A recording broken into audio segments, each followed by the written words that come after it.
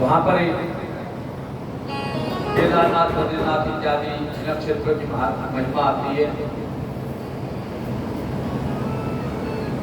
स्थान का महत्व बताया जाता है कि स्थान कितना आवश्यक है इस स्थान पर। जिस प्रकार से शिक्षा प्राप्त करनी है तो क्या बने हुए हैं विद्यालय, उपचार होता है तो अस्पताल, देव पूजा होती है तो देवालय। हमारा मन इतना प्रबल है कि जिस स्थान पर जाता है उसी प्रकार की वाइब्रेशन को देने लग जाता है। इसलिए स्थान के प्रभाव प्रधानता है।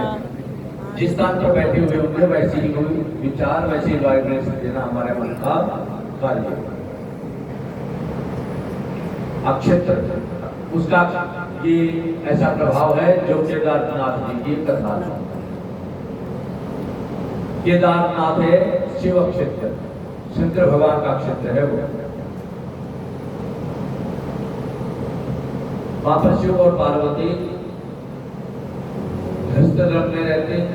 उस एक ओंकार परमात्मा जो इसे चराचर जगत से परे उस परमात्मा का यजन पूजन और मानसिक पूजा, क्योंकि शंकर भगवान की आपने देखा होगा कि वो भी रुद्राक्ष की माला लेकर के पूजा करते हैं।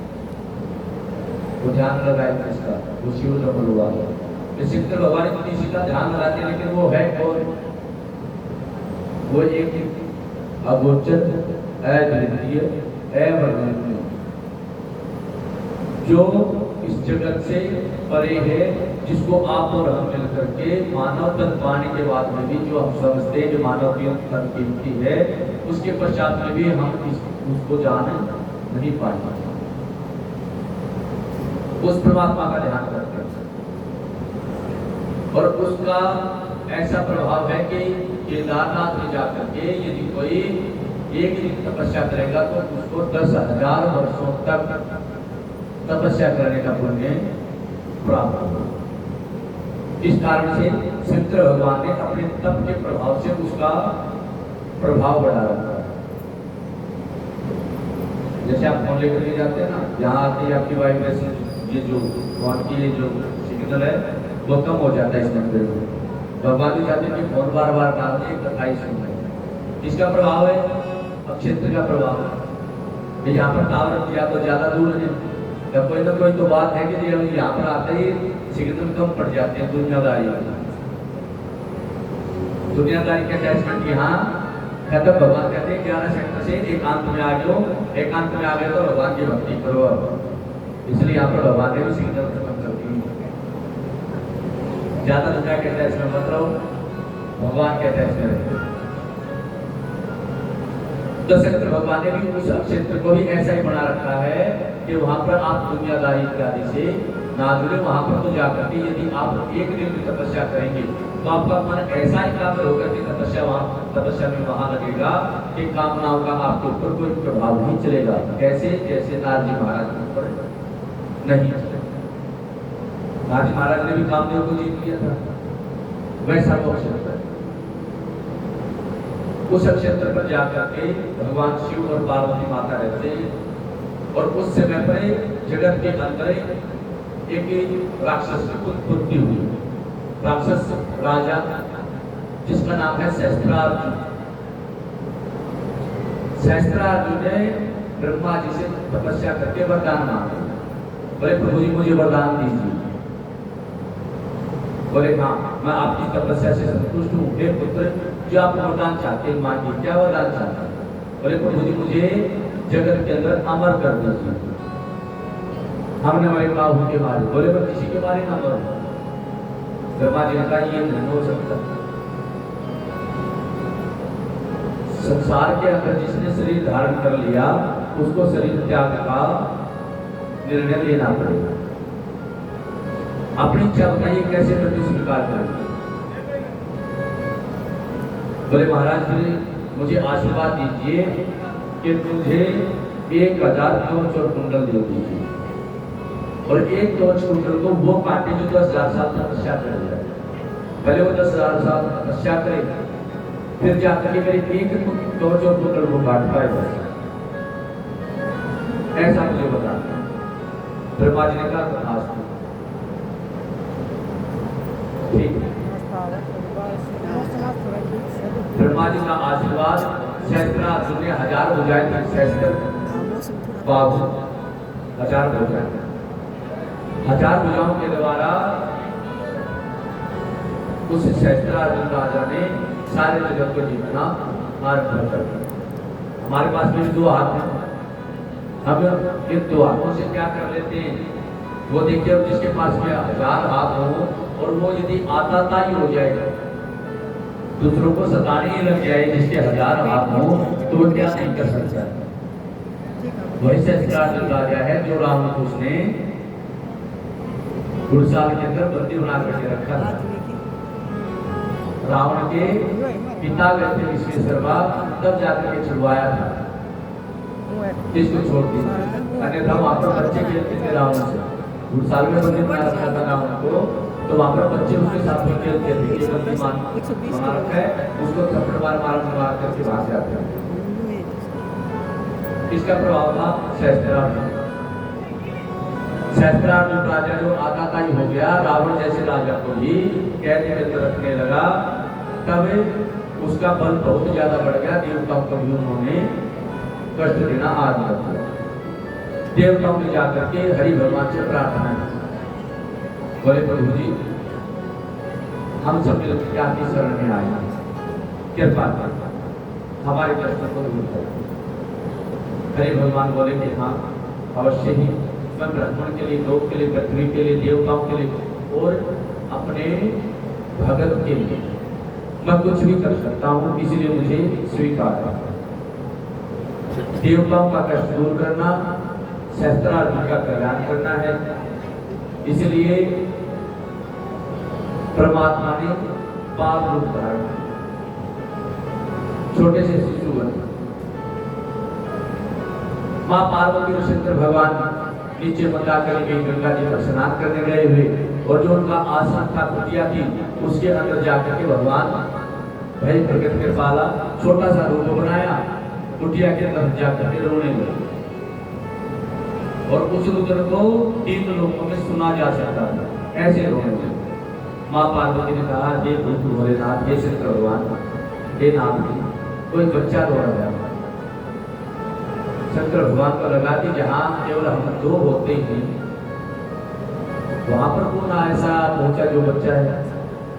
तो शंकर भगवान ने जान लिया कि कोई और नहीं है, ये सारा ही हरि की लीला है। हरि की लीला जान करके शंकर भगवान ने कहा कि पार्वती जी, किसी के बारे में ज्यादा चिंता नहीं करनी चाहिए। जो परमात्मा ने रच रखा है, सबके लिए रच रखा है। जिसका बच्चा है वो उसका रो रहा है, आप क्यों चिंता करते हैं? पार्वती माता ने कहा, नहीं नाथ, छोटा सा बच्चा किसी का जन्म लेते हुए जैसे जन्म लिया हो, जैसे उसका बच्चे का गर्दन होता है, रोना होता है, वैसे रो रहा है। शंकर भगवान ने फिर समझाया, बोले हे पार्वती, जहाँ पर आपके और मेरे सिवाय कोई नहीं, आपको भ्रम लगा है। पार्वती माता ने कहा, नहीं नाथ, मैं एक माँ हूं, और माँ कहीं भी हो उसको बच्चे का रोना सुन जाता है। किसी भी काम में लगी है, लेकिन बच्चे का रोना सुन जाएगा उसको कहीं पर भी है। वो कितना भी अपने स्वेटर बुनाई में लगी है, कितनी भी रसोई में लगी है, उसके कान कहाँ होते हैं? बच्चे के रुदन के ऊपर। बच्चा उठ गया कि सो गया, मन उसका बच्चे में होता है। अब पार्वती जी का मन बार बार उसी बच्चे के रोने के ऊपर। पार्वती माता ने फिर कहा, ये सब बोला, कोई बच्चा जो रो रहा है। तो शंकर भगवान ने कहा, बच्चा नहीं है, ये पिता ही है, जगत पिता है। पार्वती जी ने स्वीकार किया, और जब उस बच्चे के पास में जाकर के देखा, छोटा सा बच्चा है, पार्वती जी ने कहा, मां, बोले किसी के बच्चे को आप उठाइए, जिसका है वो अपने आप लेने आएगा। पार्वती माता ने कहा, नहीं, मेरा मन कर रहा है एक बार मैं उठा। तो माँ पार्वती ने उस बच्चे को उठा लिया और अपना दूध पिला दिया। जैसे माता पार्वती जी ने दूध पान करवाया, उसी प्रकार से बच्चा एकदम से 12 साल का हो। माता कहकर के चरण शुरू, माता प्रणाम। अब 12 साल के बच्चे को देख करके माँ बड़ी प्रसन्न होती, मेरा बच्चा बड़ा हो गया। माता ने संतोष करा, बेटा जीवित रहो, बेटा तुम्हारे पिता है, इनके भी पैर छू। शंकर बैठे भगवान के पिता कहकर के पैर छुड़वा दिए। बोले पिता, बोले मेरे पिताजी, बोले हाँ, बोले पिताजी पैर छू। भगवान सब समझ रही, जो हरि भगवान कह रहे वो सब समझ रही बात बोल कह रहे कि पैर छू पिताजी। बोले बेटा तुम्हारी इच्छा है। शंकर भगवान के पिता कहकर के पैर छुए हरि भगवान। पैर छूने के बाद में कहा हाँ बेटा, अब मैंने मान लिया मैं तुम्हारा पिता और तुम मेरे पुत्र। बोले ठीक है पिताजी का बताओ ये घर किसका? बोले मेरा। बोले आपके बाद में किसका? पिता के बाद में किसका? पुत्र का। बोले आपने मुझे बेटा मान लिया? बोले हाँ। बोले अब मान लिया तो एक काम करो, अपना ठिकाना कहीं और ढूंढो जहां पर मैं रहूं। शिव पार्वती जी को वहां से विदा कर दिया और शंकर भगवान बोले के देखिए समझा रहे शंभु सुनो सती होली ने देखते लिए मार। बोले मैं कह रहा था कि मत इसको उठाओ, मैं कह रहा था कि मत इसको प्यार करो, लेकिन आप नहीं मानी। अब देखिए पुत्र मोह है तो फिर घर से निकाल दो। इसलिए माता पिता ज्यादा प्रेम करते हैं तो वो पुत्र अपने माता पिता को, जैसे हरि भगवान ने शंकर पार्वती जी को विदा कर दिया, वहां से घर से विदा करते थे। इसलिए जो माता यहाँ पर ज्यादा है बैठे, जितनी पावर अपने मुट्ठी में रखनी चाहिए। ज्यादा बच्चों को पावर देना उचित नहीं है। यदि बच्चों को पावर मिले तो कहीं मम्मी पापा आप कहीं और जाइए, हम यहाँ रहे हैं।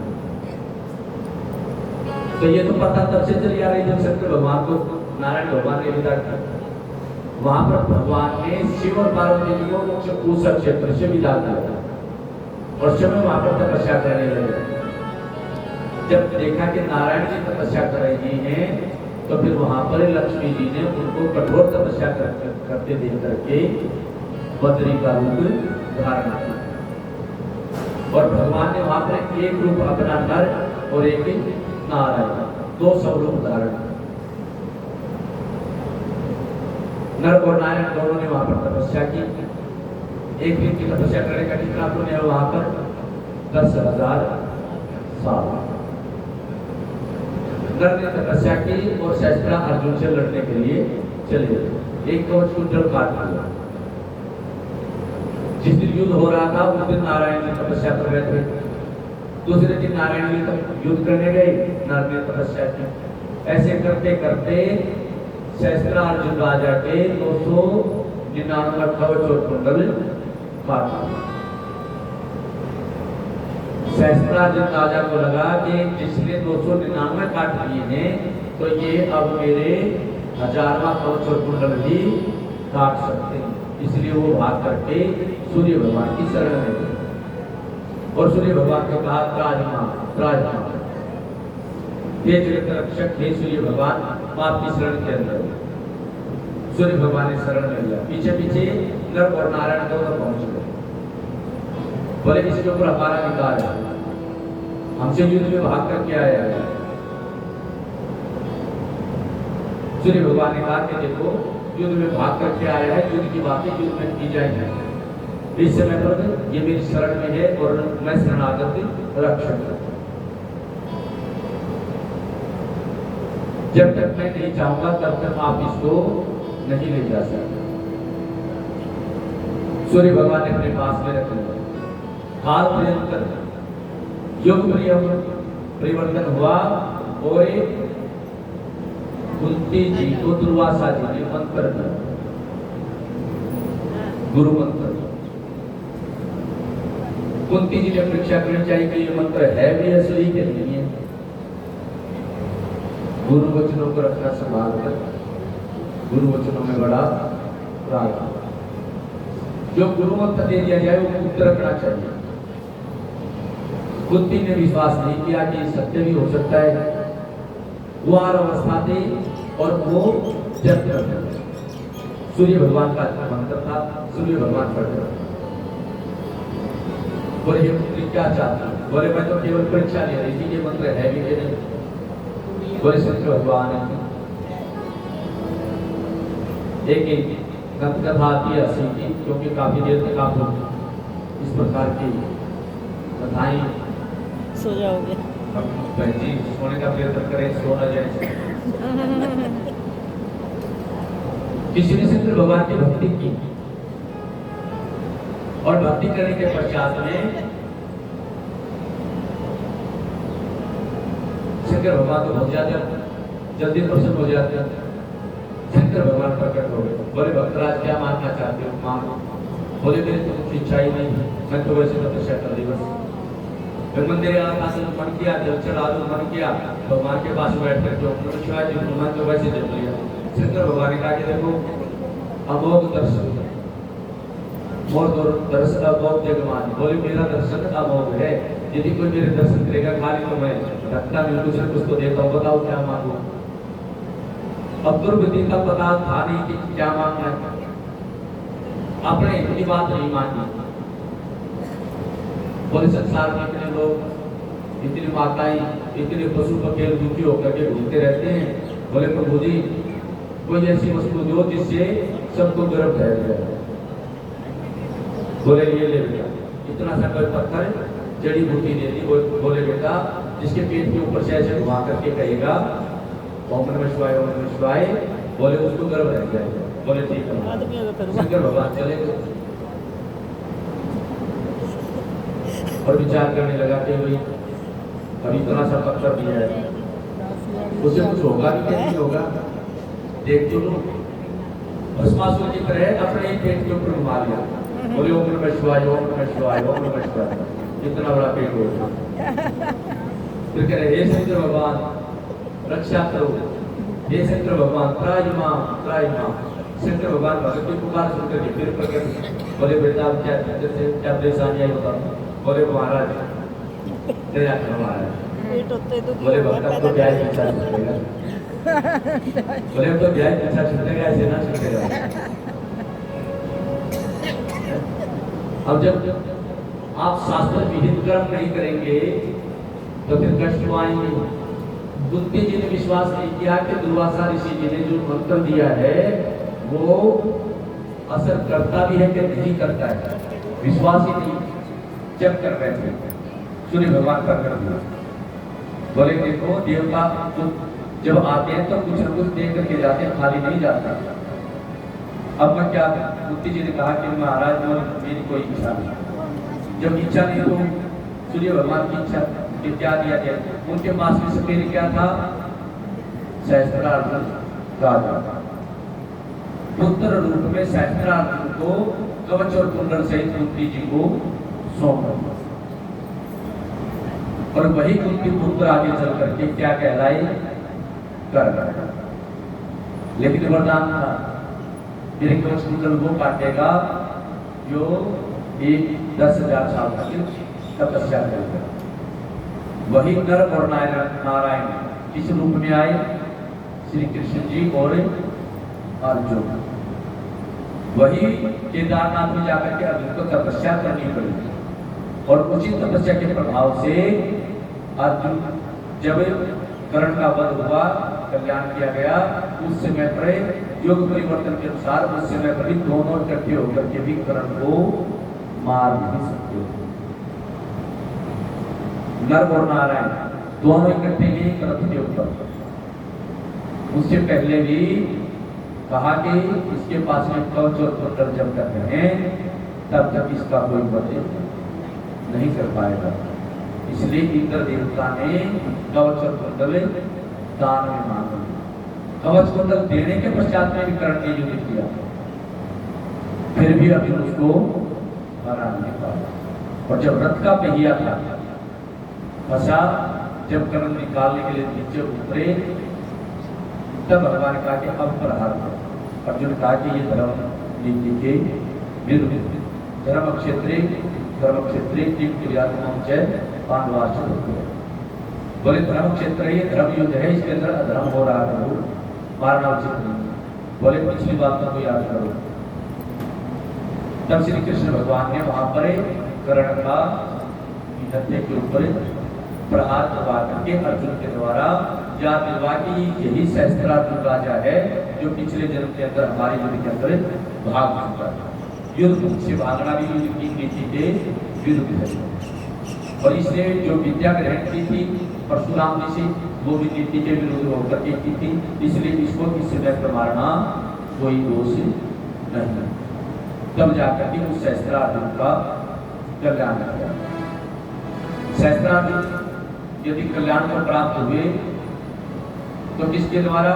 नर और नारायण के द्वारा। नर और नारायण का प्रभाव इसलिए है उसी अक्षेत्र के कारण। इसलिए यदि किसी को अपना कल्याण करना है तो केदारनाथ के अंदर जाकर के भगवान के दर्शन करने चाहिए, और आपको 1 घंटे, आधा घंटा, 20 मिनट जितनी देर का समय मिलता है वहां पर जाकर के ओम नमः शिवाय का या ओम नमो भगवते वासुदेवाय का पंचाक्षर मंत्र या 12 अक्षर मंत्र या गायत्री मंत्र उसका मनन करना चाहिए। जब करना चाहिए, क्या करना चाहिए? मनन करना चाहिए। बोले शंकर भगवान